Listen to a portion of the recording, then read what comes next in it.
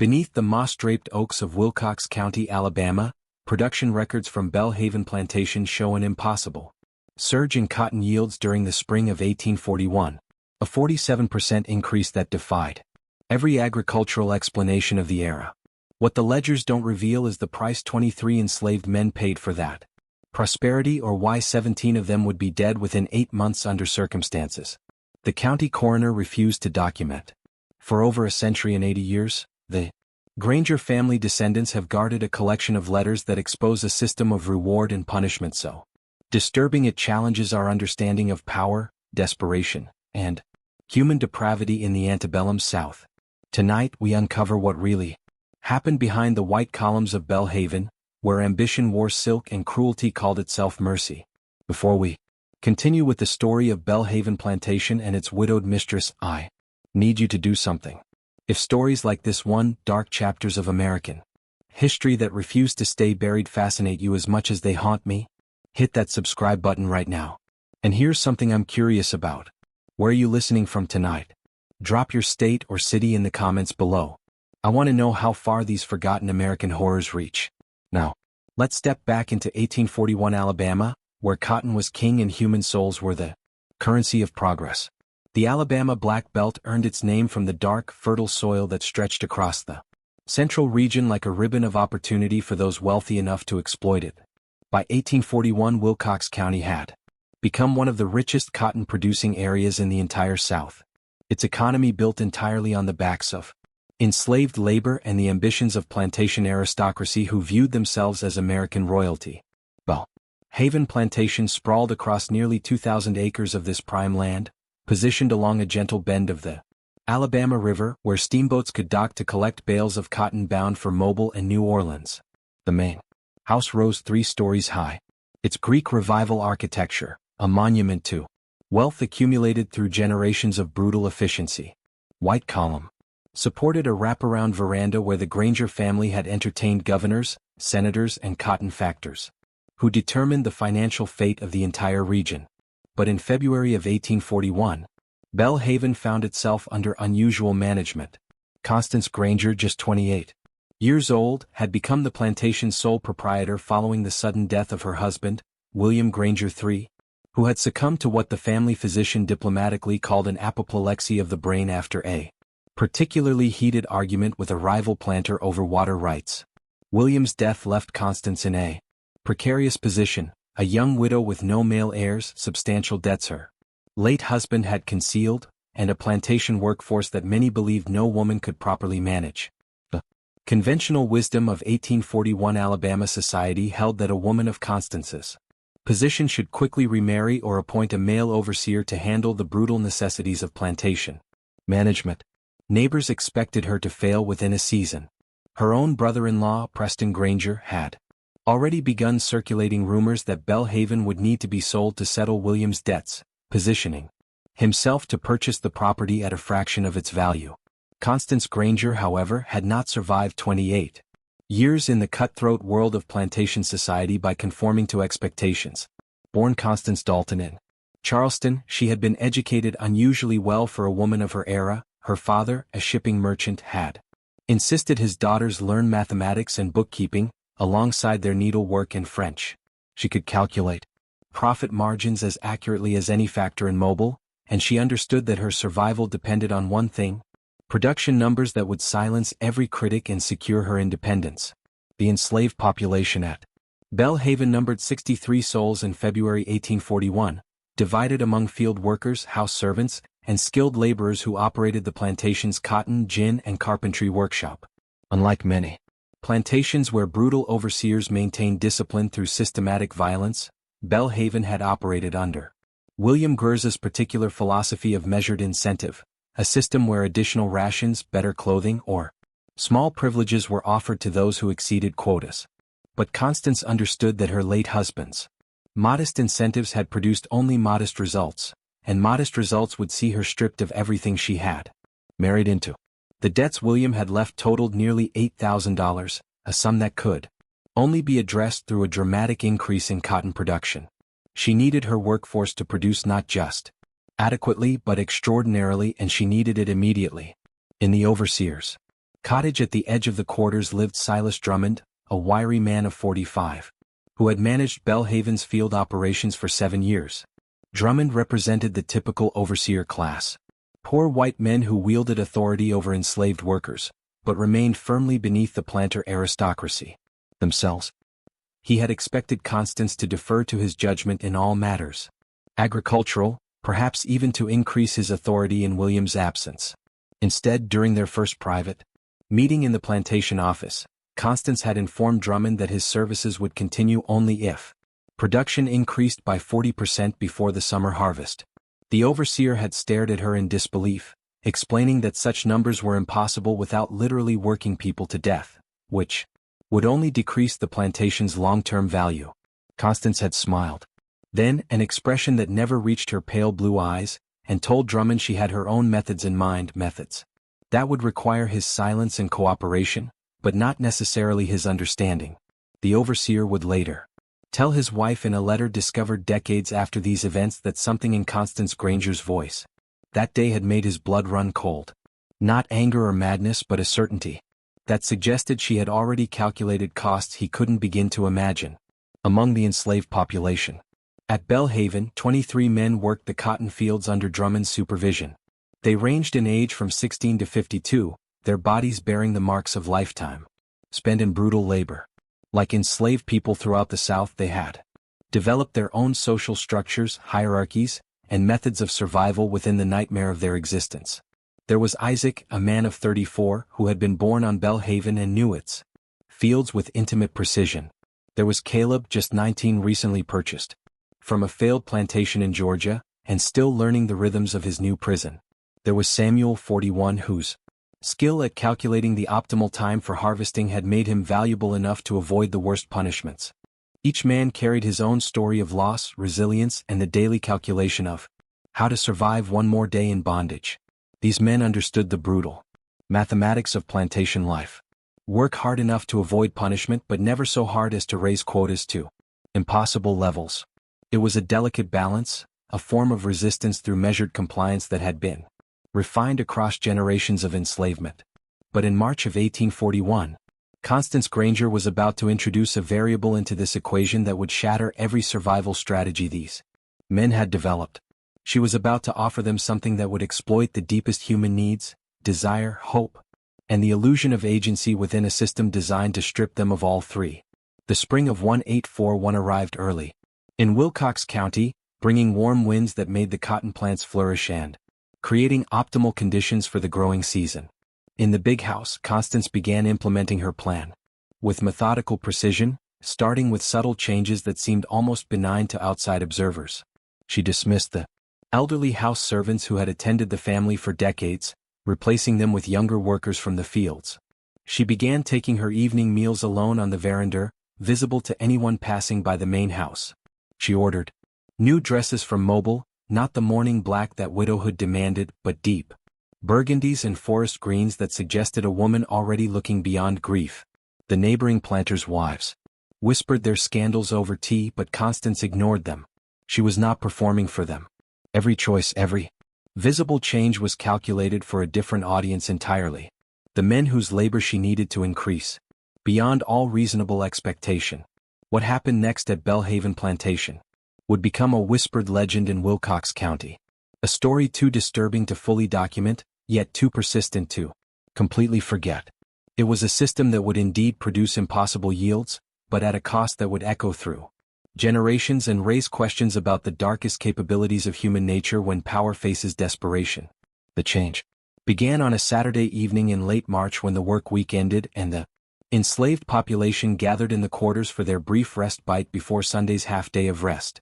Silas Drummond appeared with an unusual announcement, his voice carrying across the packed earth between the cabins. Mistress Granger has instituted a new system of reward, he declared, his discomfort evident in how he refused to meet anyone's eyes. Each week, the man who picks the most cotton exceeds his quota by the greatest margin will receive a special privilege. The gathered people exchanged wary glances.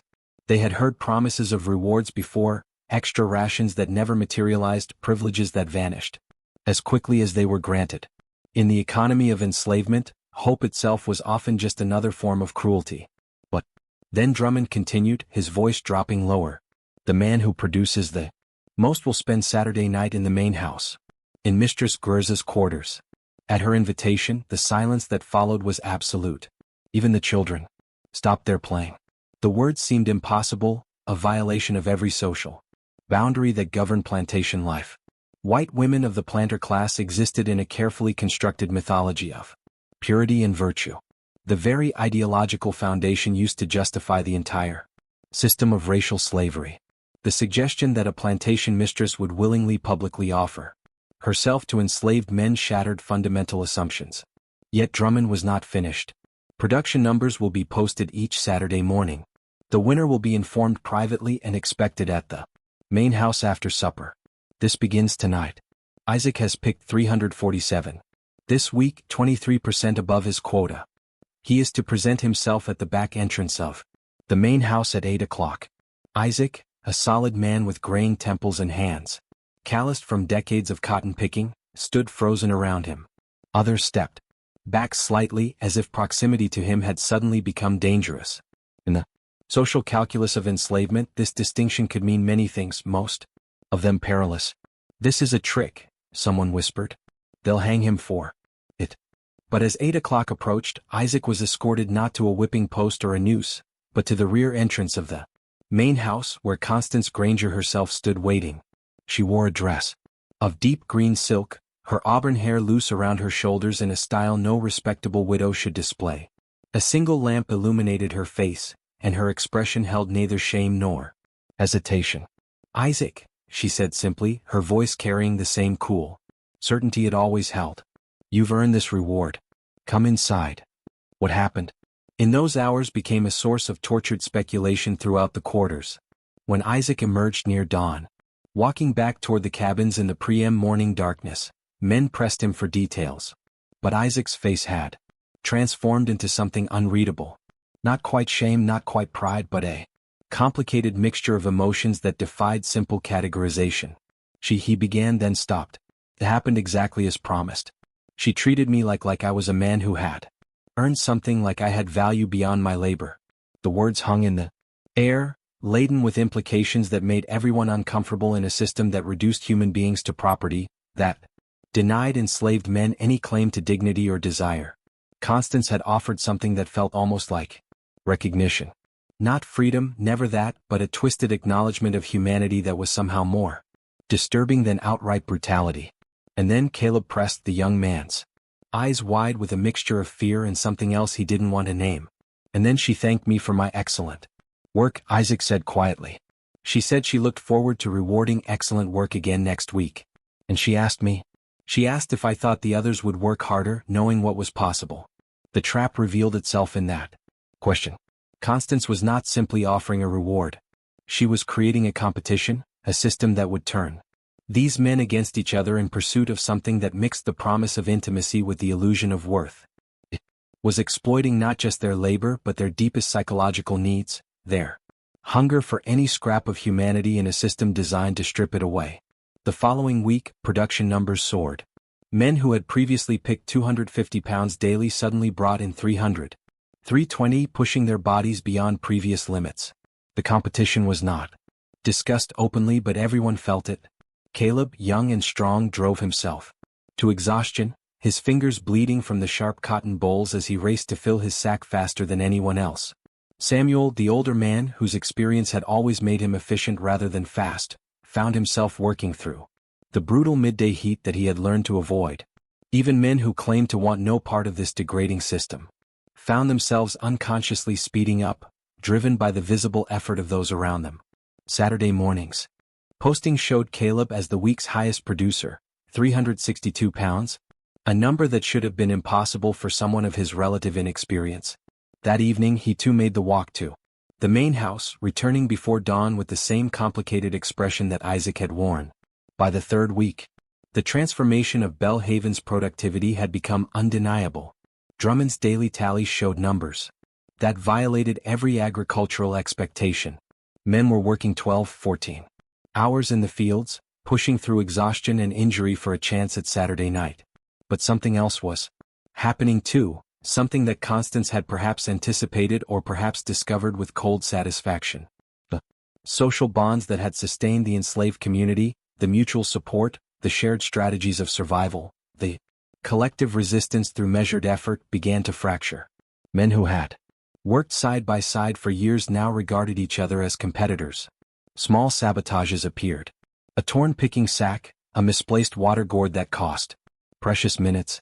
Arguments erupted over real or imagined attempts to inflate numbers or slow down rivals.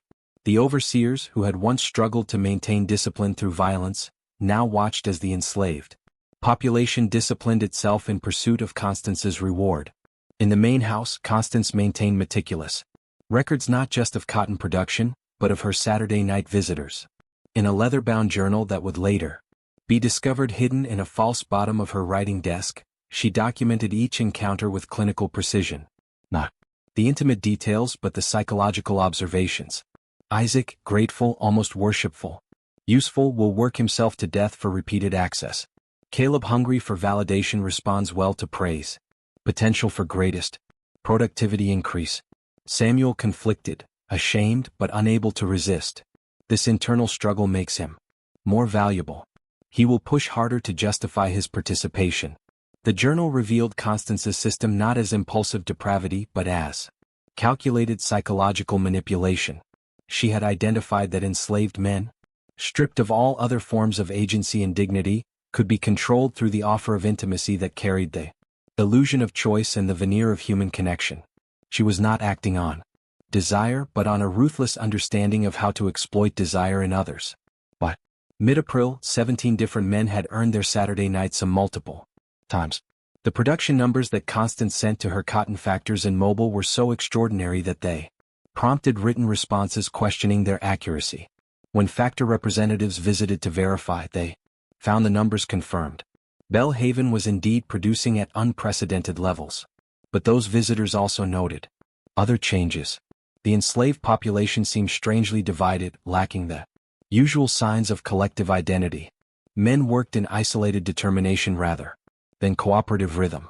The singing that typically accompanied field labor had diminished, replaced by grim silence, broken only by the sound of cotton being torn from plants with desperate speed.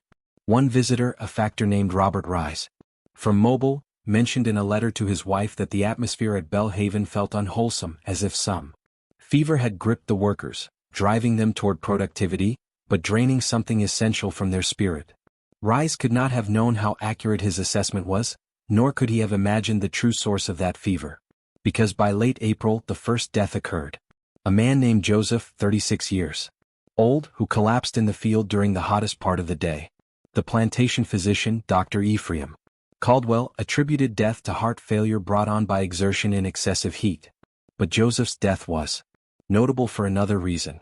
He had been the previous Saturday's winner, had spent his reward night with Constance just 4 days before his collapse, and he had been heard telling others that he would win again, that he would do whatever necessary to earn another night in the main house, where he was treated like something more than property. The whispers began in the quarters the night after Joseph's burial in the plantation cemetery, a segregated corner of the grounds where enslaved people were interred with wooden markers that rarely bore even their names. The women who had watched this system unfold with increasing alarm gathered to speak truths the men could not yet acknowledge. "She's killing them," said Ruth, a woman of 50 who served in the main house and had seen more than she wished. Not with whip or noose but with making them kill themselves for a chance to feel human. "My Thomas came back different," another woman added, her voice breaking. "After his night he won't speak of it, but he works now like a man possessed. Yesterday his hands bled through the bandages and still he wouldn't stop. I asked him why and he said he needed to win again, needed to prove he was worthy." The psychological trap Constance had constructed was revealing its full cruelty. She had not just exploited physical desire. She had tapped into something deeper, the desperate human need for recognition, for worth, for some evidence that one's existence mattered beyond mere labor. In a system that reduced people to tools, she offered them a brief illusion of personhood, then made them destroy themselves, pursuing it again. But the women's concerns went beyond the psychological. Ruth had observed something else during her duties in the Main house, something that added another layer of horror to Constance's system. The mistress keeps a journal, Ruth, revealed in hushed tones. I've seen her writing in it every Sunday morning, recording details about each man who visits. Not as lovers but as experiments, like she's studying them, testing how far they'll push themselves. This revelation reframed everything. Constance was not a widow, driven by loneliness or desire. She was conducting a systematic study of human behavior under extreme conditions. It had discovered that the promise of intimacy and recognition could drive productivity beyond what violence alone ever achieved. And she was documenting the results with scientific detachment. The spring progressed into early summer, and 3 more deaths followed Joseph's. Each man had been a recent Saturday night visitor. Each had pushed himself to extraordinary production levels in the days following. Dr. Caldwell, growing concerned by the pattern, attempted to discuss the matter with Constance. Mrs. Granger, he said during a house call in late May, I must express concern about the mortality rate among your field workers. 5 deaths in 2 months is highly unusual, even accounting for the exertions of harvest season. Constance had received him in the parlor, her demeanor perfectly composed. Dr. Caldwell, I appreciate your concern, but surely you recognize that these men work of their own accord. I force no one beyond their natural capacity. They choose to demonstrate exceptional dedication to their labor. Should I punish such initiative? The doctor had no answer. By the twisted logic of the system, she was correct. She was offering rewards, not demanding impossible quotas. That the men destroyed themselves pursuing those rewards could be framed as their choice, their weakness, their inability to resist temptation. Perhaps the doctor tried carefully. The nature of the reward itself is inappropriate. A woman of your station offering such intimacies to enslaved men. The social implications alone. The social implications, doctor, are that Belhaven will produce record yields this season, securing my financial independence and silencing those who believed a woman incapable of managing a plantation. Constance's voice remained level, but her eyes held a warning. My methods are my own concern. Unless you believe the deaths are caused by something other than overexertion. Dr. Caldwell had retreated then, unwilling to openly accuse a white woman of the planter class of deliberately engineering deaths. But he confided in his own journal, later discovered by historians, that he believed Constance Granger had found a way to extract maximum productivity by exploiting the base natures of enslaved men, driving them to self-destruction through the oldest temptation known to mankind. His analysis, while deeply flawed by the racist assumptions of his era, contained a kernel of truth. Constance had indeed found a weakness to exploit, but it was not base nature. It was the profound human need for dignity, recognition, and worth, needs that the system of enslavement deliberately denied. She had offered a perverse fulfillment of those needs, then made the pursuit deadly. By June, Silas Drummond had begun to crack under the weight of his complicity. His wife Martha would later testify in a deposition that her husband had taken to drinking heavily, something he had rarely done before. It spoke of nightmares, of standing at the posting board each Saturday morning and knowing he was announcing a potential death sentence. I'm tallying souls, not pounds of cotton, he told Martha one night, drunk enough to speak plainly. She's found a way to make them volunteer for their own destruction, and I'm the one who rings the bell each week, calling them to the slaughter. Then stop, Martha had pleaded. Walk away. Find other employment. But Drummond knew, as did everyone in the plantation economy, that overseers who quit were rarely hired elsewhere. Constance had him trapped as surely as she had trapped her workforce through economic necessity and the threat of ruin. Throughout this period, Preston Granger, William's brother and Constance's rival for control of Belhaven, had been watching developments with growing alarm. His initial satisfaction at expecting Constance to fail had transformed into concern as her production numbers reached unprecedented levels. The debts that should have forced her to sell were being rapidly paid down. His opportunity to acquire Belhaven at a discount was slipping away.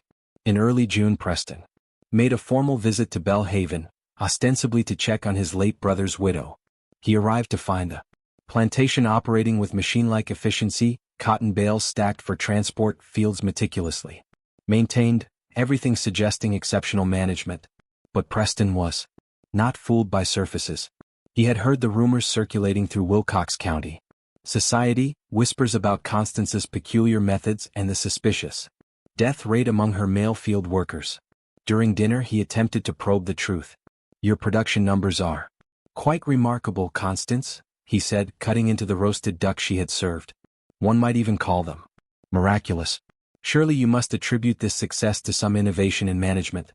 Innovation indeed, Constance replied with a slight smile. I have simply learned to properly motivate my workforce to offer incentives that inspire genuine dedication to their labor. Incentives? Preston let the word hang in the air.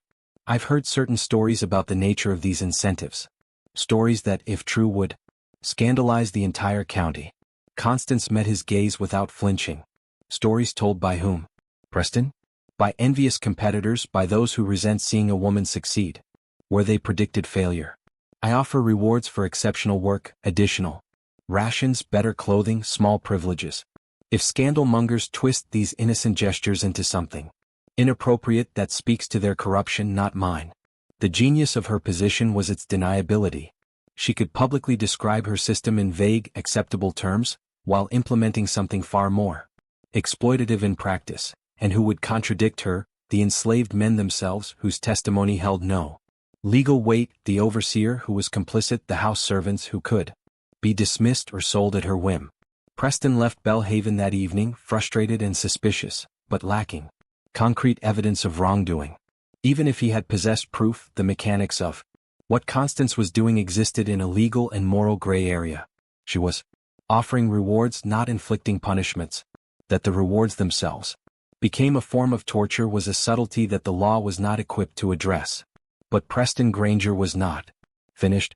He began quietly investigating, speaking to factors, doctors, neighboring overseers, anyone who might provide insight into Constance's methods.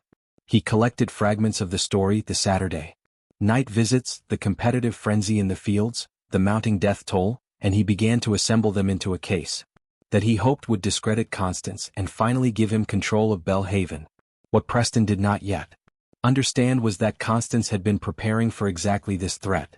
Every detail of her system had been calculated not just for productivity but for defensibility. And she had already taken steps to ensure that any investigation would reveal only what she wanted revealed. Nothing more. The truth about Belhaven would not emerge through Preston's efforts or through legal proceedings or through any conventional exposure. It would come through a source no one anticipated from within the system itself, from one of the men who had been both victim and participant in Constance's experiment. Isaac had won the Saturday reward 7 times by mid-June, more than any other man. His cotton production had become legendary throughout the plantation, numbers that seemed to defy physical possibility. But the cost was written across his body in weight loss, in the tremor that had developed in his hands, in the way his eyes had taken on a fevered quality that never quite faded. The other enslaved people watched Isaac with a mixture of awe and horror. He had become something like an avatar of the entire twisted system. The ultimate proof that Constance's rewards could drive a man to extraordinary achievement, and the clearest evidence of what such achievement demanded. But Isaac was also beginning to understand something that Constance had not anticipated. In those 7 Saturday nights, in the brief hours when he was treated as something other than property, he had observed things. Constance was careful to maintain her role during these encounters, to preserve the power dynamic even in intimacy. But small details slipped through. Fragments of conversation, glimpses of documents left carelessly visible. Moments when her calculated facade wavered just slightly. Isaac had seen the journal, not its contents but its existence, kept in Constance's bedside table, and occasionally consulted before his visits. He had heard her speaking. Once to herself, words not meant for his ears. 17 deaths projected by August if current rates continue, acceptable losses against projected yields. The revelation had struck Isaac like a physical blow. He was not earning rewards through his excellence. He was participating in a calculated system of exploitation where his eventual death was already factored into her projections. She knew what her incentives were doing to him, to all of them, and she had decided the profit justified the cost. In that moment, something shifted in Isaac's understanding. The shame and pride and desperate hunger that had driven him to destroy himself for Constance's recognition suddenly crystallized into a different emotion entirely: rage. But rage alone was useless to an enslaved man in 1841 Alabama. Direct confrontation would mean death, likely. by hanging or worse. Escape was nearly impossible from the heart of plantation country, surrounded by hostile territory. 400s of miles. What Isaac needed was something more subtle, a way to expose the truth in a manner that would destroy Constance while protecting himself. He began to plan with the same methodical care that Constance had used to construct her system. And his plan centered on the one person who had both the power and the motivation to bring Constance down, Preston Granger. The challenge was communication. An enslaved man could not simply approach a white planter with accusations against a white woman. Such presumption would be punished severely, and his claims would be dismissed regardless of their truth. Isaac needed a method that would provide Preston with information while maintaining his own deniability. The solution came through literacy, a dangerous secret that Isaac had kept hidden for most of his life. His previous owner, before being sold to Belhaven as a young man, had been a relatively lenient Quaker who had illegally taught several of his enslaved workers to read and write, believing it a moral duty despite state laws explicitly forbidding it. Isaac had guarded this knowledge carefully, understanding that literacy made enslaved people more valuable but also more dangerous in the eyes of white society. Now that forbidden skill became his weapon. Over several weeks, in late June, working by dim light in the cabin he shared with 3 other men, Isaac composed a letter. He wrote in carefully disguised handwriting, attempting to make it appear as though it came from someone educated, possibly even white. The letter detailed Constance's system with clinical precision. The Saturday rewards, the competitive structure, the mounting death toll, and most damning, the existence of her journal documenting the entire experiment. The letter concluded with a simple suggestion. You seek proof of these claims? Examine the records of cotton production against the mortality rate of male field workers. The correlation will be undeniable, and search the mistress's chambers for a leather-bound journal, likely hidden, containing documentation of her systematic exploitation. Getting the letter to Preston required help. Isaac enlisted Caleb, who had earned his own Saturday rewards 3 times and whose youth made him both desperate to believe in change and reckless enough to take risks. Together, they arranged for the letter to be placed where Preston would find it during his next visit to Belhaven. Slipped into his coat pocket while it hung in the entrance hall, timed so that he would discover it only after leaving the property. The plan worked. Preston found the letter that evening, read it with growing astonishment, and immediately began to investigate its claims. The correlation between production and deaths was indeed undeniable when examined systematically, and Preston had enough social standing to request a private meeting with Dr. Caldwell, where the physician reluctantly confirmed his own suspicions about the pattern of deaths. But the journal, that would require direct action. Preston could not simply march into Constance's private chambers and demand to search them. He needed legal authority, which meant involving the county sheriff and potentially creating a public scandal that might damage the Granger family name as much as it damaged Constance. Preston spent sleepless nights weighing his options. The evidence was compelling but also deeply disturbing. If the letter's claims were true, Constance had found a way to weaponize intimacy itself, to use the promise of human connection as a tool of exploitation more effective than any whip. The implications were staggering, not just for Constance's crimes but for what they revealed about the machinery of slavery itself. While Preston deliberated, events at Belhaven were accelerating toward crisis. The Saturday competitions had grown increasingly frenzied as men fought for rewards with greater desperation. Minor injuries that workers would normally rest had become irrelevant. Men picked cotton with broken fingers, with fevers, with wounds that should have kept them in their cabins. On the first Saturday of July, something unprecedented happened. 2 men tied for the highest production, Isaac and a younger man named Daniel, who had recently become obsessed with earning the Saturday reward. According to the strict metrics of Constance's system, both had earned the privilege. Drummond, facing an impossible situation, brought the matter to Constance. Her solution was characteristically ruthless. Both men would be rewarded, but in sequence, with Isaac on Saturday night and Daniel on Sunday. The implication was clear. Sunday's reward was somehow less valuable, a second-place prize that carried its own shame. Daniel, driven by pride and the twisted logic of competition, pushed himself beyond all reason in the following week, determined to win outright. His production numbers soared, but so did the physical cost. By Thursday he was coughing blood. By Friday he could barely stand. On Saturday morning he was dead. Dr. Caldwell, examining the body, could no longer maintain his professional detachment. Daniel's death was clearly the result of exhaustion and physical breakdown. His body literally consumed by overwork. The doctor confronted Constance directly in front of Drummond and several house servants. "This has gone too far," Caldwell declared, his voice shaking with anger and fear. "You are killing these men with your rewards. Whatever you're offering them, it's not." Acknowledged the deaths while attributing them to the workers' own choices, even suggesting she might need to protect them from themselves. And she had the doctor's reports to support her claims. Reports that, while documenting concerns, stopped short of accusing Constance of deliberate harm.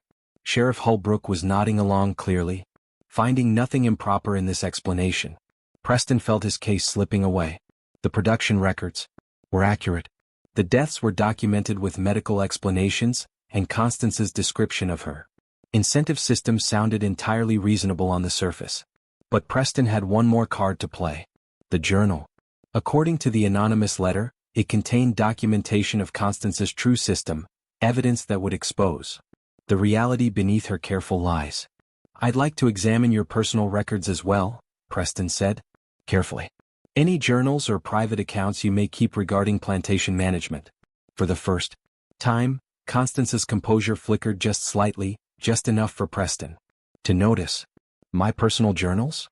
Surely that's beyond the scope of examining estate finances. Not if they contain information relevant to plantation operations," Preston pressed. "Reason to believe you may keep detailed records of your management methods."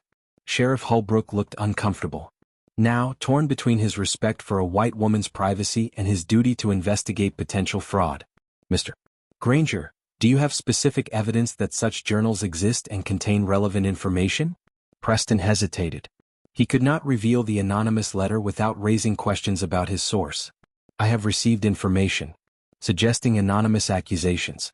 Constance interrupted, her voice sharp. "Now, Preston, if you wish to accuse me of wrongdoing, do so openly, but I will not have my private chambers invaded based on gossip and rumor." The confrontation had reached a critical point. Preston could push harder, could demand a search of Constance's quarters, but doing so would require revealing his source, and might still be refused by the sheriff without more concrete evidence. The journal existed. He was certain of it. But proving its existence was another matter entirely. What Preston did not know was that the journal had been moved 2 days earlier. Constance, anticipating investigation, had given it to her most trusted house servant, Ruth, with specific instructions. The journal now rested in a location no one would think to search, buried in a sealed jar beneath the floor of Ruth's own cabin in the quarters. And Constance had taken another precaution. She had created a second journal, one she kept openly in her writing desk, filled with innocuous observations about plantation management, weather conditions, and crop development. If forced to produce a journal, she would provide this sanitized version, claiming it as the only such record she maintained. Preston, sensing defeat but unwilling to surrender entirely, made one final attempt. "Then let me speak with your overseer and workers privately. Let me hear from them directly about these incentive programs and working conditions." Of course, Constance agreed immediately. "Though I suspect you'll find their testimony supports exactly what I've told you, my methods have been transparent and effective." The interviews began that afternoon. Drummond, questioned by Preston in the overseer's cottage, confirmed the existence of reward systems, but described them in the same vague terms Constance had used. Yes, workers received privileges for exceptional production. No, nothing improper had occurred. The deaths were tragic but attributable to natural causes and overexertion.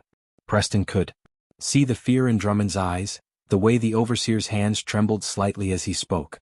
The man was lying, or at least concealing significant truths. But Drummond could not break without destroying his own livelihood and reputation. The enslaved workers, when questioned, were even less forthcoming. They understood the danger of speaking openly about Constance's system. Some confirmed receiving rewards. Others claimed ignorance of any special privileges. None would provide details that contradicted Constance's official story. But when Preston spoke with Isaac, something different happened. The older man's responses were carefully worded, staying within the bounds of what was safe to say, but his eyes held a message that Preston could not miss. A silent plea, a confirmation. That the letter's accusations were true, a desperate hope that Preston would find a way to expose what words could not safely reveal. The rewards Mrs. Granger offers, Isaac said slowly, choosing each word with precision, they make a man willing to work himself to death. Because sometimes, what she gives feels more important than life itself. Even when you know the cost, you can't stop wanting it. The statement was ambiguous enough to avoid punishment, but clear enough to confirm Preston's suspicions. Constance was, indeed, offering something more than extra rations or better quarters. She was exploiting something deeper. Something that made rational men choose self-destruction. Sheriff Holbrook, however, interpreted Isaac's words differently. Sounds like these workers are simply dedicated to their labor. Nothing sinister in that, Mr. Granger. Seems to me your sister-in-law has found an effective management approach, even if it has some unfortunate side effects. Preston left Belhaven that evening frustrated and angry. He had been certain he would find evidence to expose Constance, but she had anticipated every move had created layers of protection around the truth. The journal remained hidden. The workers remained silent, and even Drummond's obvious fear could not be proven as evidence of wrongdoing, but Preston was not finished. If he could not prove Constance's crimes through investigation, he would have to force them into the open through other means. And he had one remaining strategy. One that would require patience and careful timing but might finally bring the truth to light. Meanwhile at Belhaven, Constance celebrated her victory privately. She had successfully defended her system against investigation, had maintained the facade of respectability while preserving the reality of her methods. The Saturday rewards would continue, the productivity would remain extraordinary, and her financial independence would be secured. But Constance had made one critical miscalculation. In her focus on defending against Preston's investigation, she had failed to notice the growing desperation among the enslaved men themselves. The competitions had become increasingly frenzied, the pursuit of rewards more consuming, and some men, driven beyond reason, were beginning to consider actions that would have been unthinkable months earlier. The system that Constance had created with such calculated precision was approaching a breaking point. Not because of external investigation but because of internal collapse. Because human beings, even when exploited and controlled, eventually reach limits that no incentive can overcome. The breaking point came on Saturday, August 7th, during what should have been a routine posting of the week's production numbers. Isaac had won again, his 8th victory, a number that had come to represent both his extraordinary productivity and his slow destruction. But this time, when Drummond announced the results, something unexpected happened. Caleb, the young man who had been Isaac's closest competitor, who had won 3 times himself and had been pushing his body to its absolute limits, trying to surpass the older man, stepped forward with a challenge. "The numbers are wrong," Caleb declared, his voice carrying across the assembled crowd. "I picked more than Isaac this week. I know I did. I counted every pound." Drummond's face went pale. "The scales don't lie, Caleb. Isaac brought in 412 pounds. You had 397. Then the scales are rigged," Caleb shot back, his voice rising with desperation and rage. "Or someone's changing the numbers because I will not lose to him again. I cannot." The moment balanced on a knife's edge. Direct challenges to white authority, even an overseer's authority, typically resulted in severe punishment. But Caleb had been pushed beyond the instinct for self-preservation, beyond the careful calculations that normally governed enslaved people's resistance. The system had broken something essential in him, had driven him to a point where the reward mattered more than safety, more than survival itself. Isaac, recognizing the danger, tried to defuse the situation. "Brother, the numbers are what they are. There's no dishonesty here. You worked hard, but do not call me brother." Caleb snarled, turning on Isaac with sudden fury. "You're not my brother. You're my rival. You're the man standing between me and the only thing in this hell that makes me feel human, and I will not let you have it again." The gathered crowd fell silent, horrified by the raw emotion on display. This was what Constance's system had created. Men so desperate for her recognition that they had turned on each other completely, that the bonds of community and shared suffering had dissolved into bitter competition. Drummond, understanding that the situation was spiraling out of control, made a decision that would prove catastrophic. "Both of you calm down. This isn't what Before he could finish, Caleb lunged at Isaac with a fury that shocked everyone. The younger man's fists connected with Isaac's face, and suddenly they were fighting. Not the ritualized combat that sometimes occurred among enslaved men, carefully controlled to avoid serious injury, but genuine violence driven by desperate need and psychological collapse. Other men rushed to separate them, but the damage was done. Isaac's nose was broken, blood streaming down his face. Caleb's knuckles were split, and his eyes held a wildness that suggested he had passed beyond reason entirely. Drummond knew this could not be hidden, could not be smoothed over with quiet discipline. This was a public disruption of order witnessed by dozens that demanded public response. He had no choice but to bring both men before Constance for judgment. In the parlor of the main house, Constance listened to Drummond's report of the incident with an expression of calculated concern. Isaac and Caleb stood before her. Isaac's face still bleeding. Caleb trembling with residual rage and fear of punishment. "This is deeply disappointing," Constance said, her voice carrying the tone of a parent scolding. "Children, I have offered you rewards for excellence, incentives to improve your work and your conditions, and this is how you respond with violence and accusations." Mrs. Isaac began, but Constance cut him off with a raised hand. "I will not tolerate such behavior," she continued. "Caleb, your accusations against Drummond suggest a lack of respect for authority that cannot go unpunished. Isaac, while you were attacked, your provocation through consistent victory has created this situation." The logic was twisted, blaming both men for the crisis that Constance herself had engineered, but it served her purpose, maintaining control while deflecting responsibility. "Caleb will receive 15 lashes," Constance declared, her voice cold, "to be administered tomorrow, Sunday, as an example to all. Isaac, you are barred from earning Saturday rewards for the next month.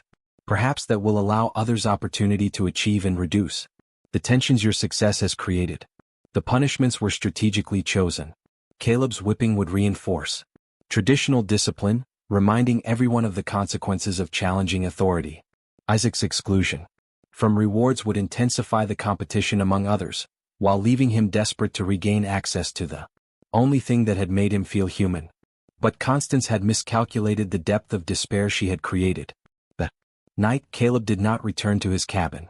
Instead, he slipped away toward the river, his mind fractured by the realization that he would never again experience the Saturday reward, that the only thing that had given him worth was now forever denied. They found his body the next morning floating in the Alabama River. Whether he had intended to escape and drowned in the attempt, or whether he had deliberately walked into the water seeking the only release available to him, no one could say with certainty. But his death brought the total mortality among Belhaven's male field workers to 18 in 6 months, a number that could no longer be explained away as coincidence or natural causes. Dr. Caldwell, examining Caleb's body, had reached his breaking point. He wrote an immediate letter to the county medical board, detailing his concerns about the pattern of deaths at Belhaven and explicitly stating his belief that Mrs. Grz's management methods, whatever their exact nature, were contributing to an extraordinary mortality rate. The letter reached the medical board within days, and suddenly Preston Grz's earlier investigation took on new urgency. A doctor's formal complaint could not be dismissed as family rivalry or anonymous accusation. It demanded official response. On August 15, a delegation arrived at Belhaven, Sheriff Holbrook, accompanied by 2 members of the county medical board, and despite Constance's objections, Preston Granger as representing the family's interests. This time they came with legal authority to conduct a thorough investigation, including examination of any private records relevant to plantation management and worker welfare. Constance knew immediately that her carefully constructed defenses would not withstand this level of scrutiny. The sanitized journal in her writing desk might fool a cursory examination, but sustained investigation by multiple parties would expose its inadequacies. Questions would be asked that she could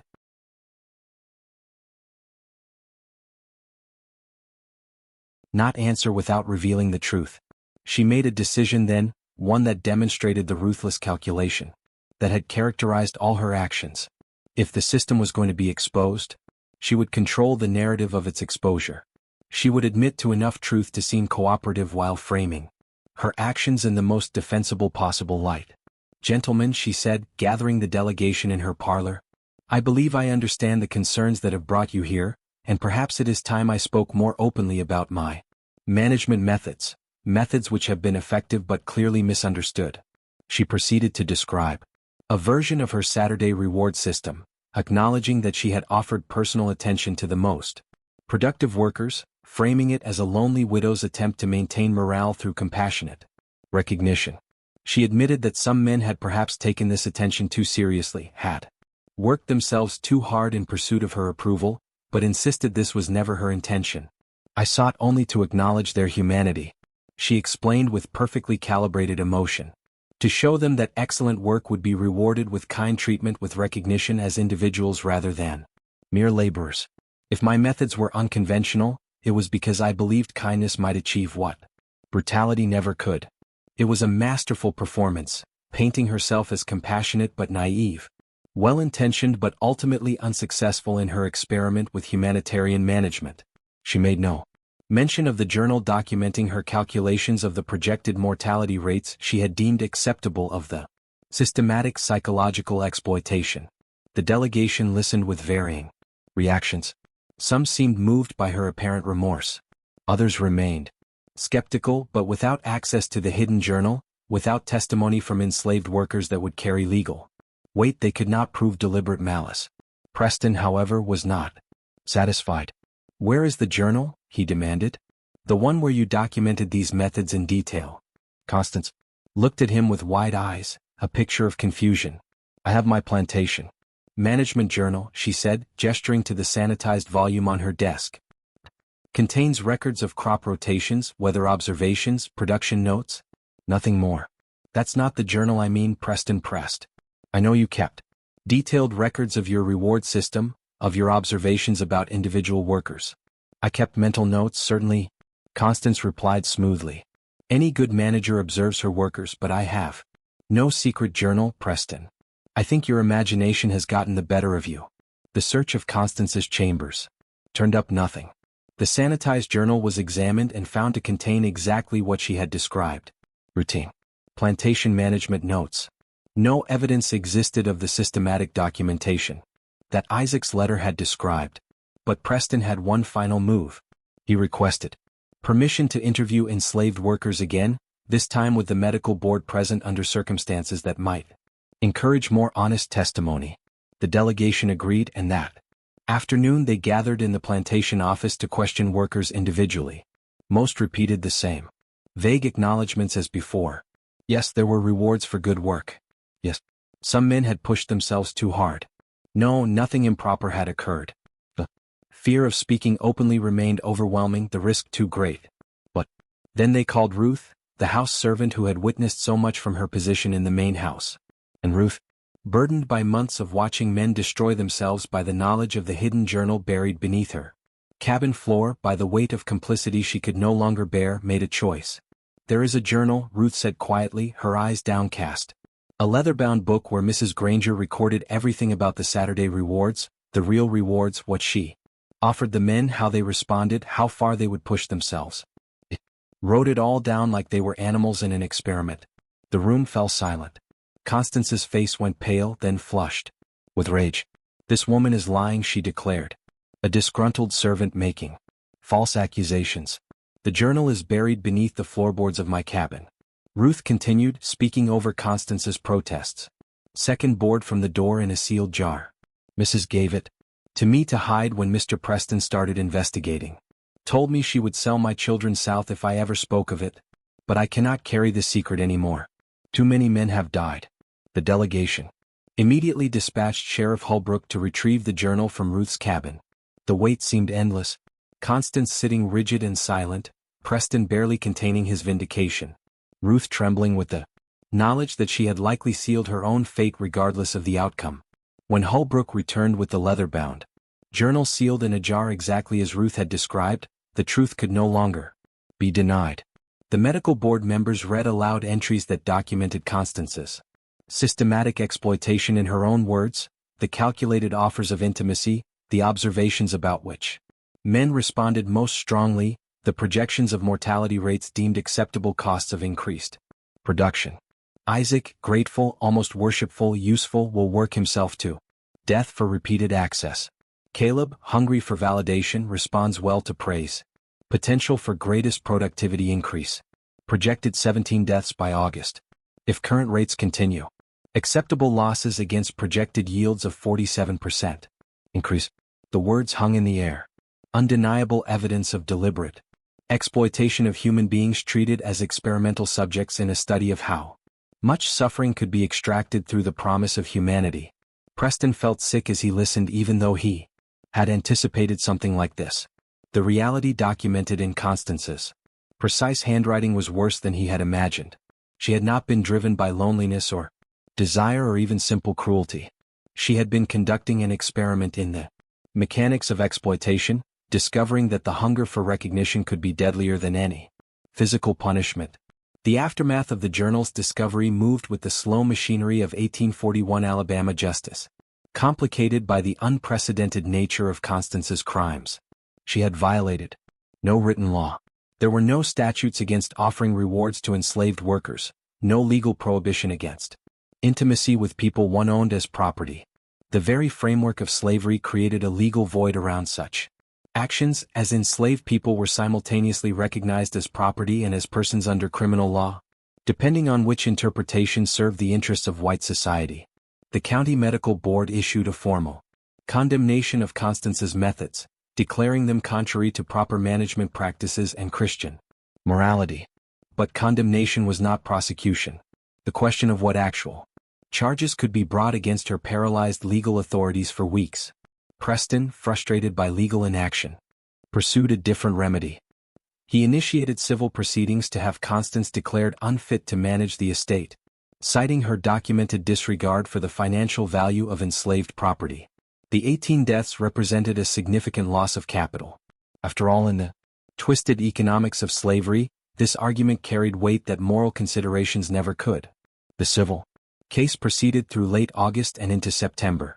Constance, advised by lawyers from Mobile, mounted a defense that acknowledged her methods were unconventional, but insisted they had achieved their primary purpose: unprecedented productivity that had saved Belle Haven from financial ruin. Her attorneys argued that the mortality rate, while regrettable, was not significantly higher than what occurred on other plantations when adjusted for the intensity of labor required during peak harvest season. The argument was coldly calculated, and horrifyingly it had some legal merit. Plantation owners were generally given wide latitude in management decisions, and productivity was indeed the ultimate measure of success in the agricultural economy.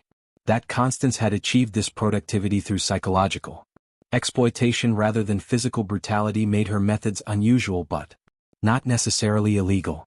But public opinion, particularly among the planter class, had turned decisively against Constance, not because they were horrified by the exploitation itself. The entire system of slavery was built on exploitation, but because she had violated fundamental social boundaries.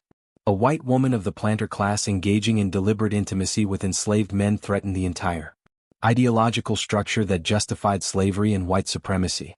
The whispered conversations at church socials and dinner parties condemned Constance not for cruelty but for impropriety, for degrading herself, and by extension all white womanhood. Social pressure ultimately accomplished what legal proceedings could not. In late September, facing complete ostracism from Alabama society and the likelihood that her reputation would make future business dealings impossible, Constance agreed to a settlement. She would relinquish management of Belle Haven to Preston Granger, accepting a modest financial settlement in exchange for leaving Alabama permanently.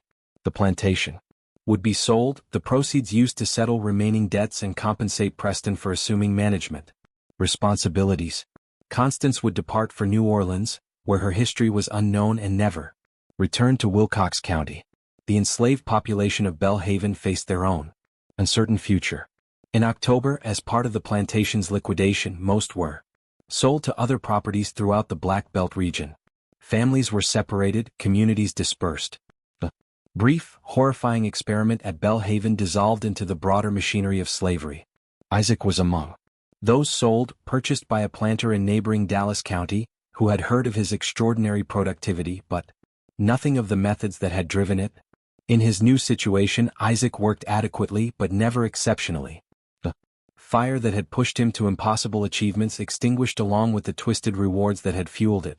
Ruth, whose testimony had exposed the truth, faced the retaliation Constance had threatened. Before departing Alabama, Constance ensured that Ruth's children were sold to a trader heading for the Deep South, separating them from their mother as punishment for betrayal.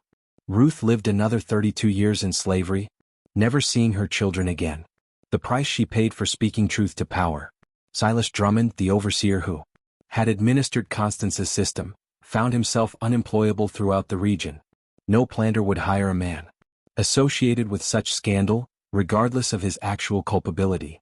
He eventually left Alabama, drifting west toward Texas territory, disappearing from historical record. Dr. Ephraim Caldwell, whose complaints to the medical board had triggered the final investigation, maintained his practice in Wilcox County, but never spoke publicly about the Belhaven case again. His private journals discovered after his death in 1867 revealed that he considered the entire affair evidence of slavery's corrupting influence on human morality, that a system built on treating people as property inevitably created opportunities for exploitation limited only by individual imagination and conscience. Constance Granger herself vanished into New Orleans society under a different name. Unconfirmed reports from the 1850s suggested she had remarried to a wealthy merchant who knew nothing of her past and lived comfortably until her death from yellow fever in 1853.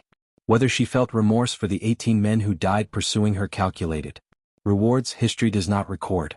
Preston Granger assumed control of Belhaven's remains, selling the property in parcels and settling the debts that had driven Constance to her desperate experiments. He profited modestly from the liquidation but never spoke of his sister-in-law except to warn other planters against innovative management techniques that violate the natural order of society. The production records from Belhaven's final season, that impossible 47% increase, remained in plantation archives for decades, studied by agricultural experts seeking to understand what methods had achieved such extraordinary yields. But the true explanation, the psychological exploitation that had driven those numbers, was deliberately obscured in official accounts. The story became a whispered legend, a cautionary tale shared privately among planter families, about the dangers of allowing women to manage plantations without proper male supervision. The leather-bound journal, the most damning evidence of Constance's systematic exploitation, disappeared from official custody sometime in the 1850s. Some historians believe it was deliberately destroyed by family members seeking to protect the Granger name. Others suggest it may still exist, hidden in some private collection or forgotten archive waiting to be rediscovered. What we know with certainty comes from fragments, court documents, personal letters, Dr. Caldwell's private journals, and the testimony preserved in medical board records. These pieces paint a picture of an experiment in human exploitation that revealed uncomfortable truths about the machinery of slavery itself. Constance Granger had discovered that human beings could be more effectively controlled through the promise of recognition and dignity than through traditional brutality. She had found that the hunger for humanity, for acknowledgement of one's worth, could drive people to self-destruction more efficiently than any whip or chain.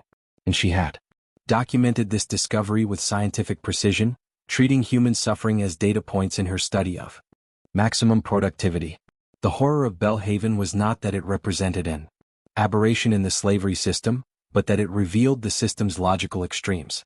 If human beings could be owned as property, then every aspect of their humanity could be weaponized for profit. Constance simply had the intelligence and ruthlessness to identify which vulnerabilities could be most effectively exploited. The 18 men who died at Belhaven, Joseph, Daniel, Caleb, and 15 others whose names appear only in mortality records, became footnotes in history, their individual stories lost to time. They were men who responded to the promise of dignity with desperate hope, who worked themselves to death, pursuing brief moments when they were treated as human beings rather than property.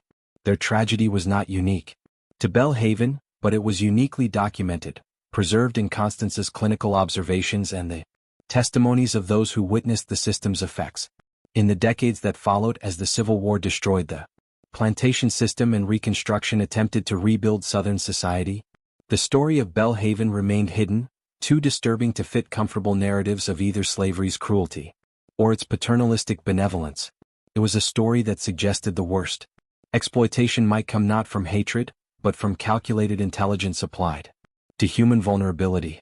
Today the land where Belhaven once stood has been subdivided and developed. The plantation house long since demolished. The fields where men once competed for deadly rewards now hosting modern homes and shopping centers.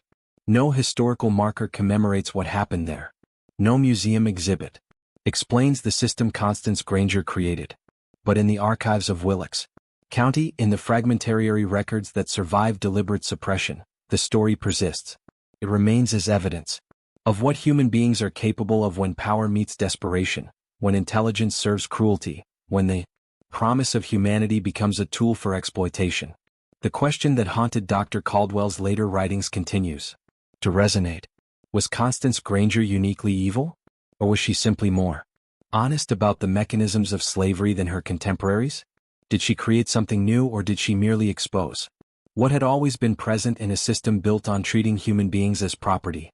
History offers no comfortable answers, only the disturbing record of what occurred when one woman, facing financial ruin and social extinction, discovered that the human need for recognition could be deadlier than any physical punishment ever devised. What do you think of this story? Do you believe everything was revealed, or are there darker secrets still buried in the Alabama soil?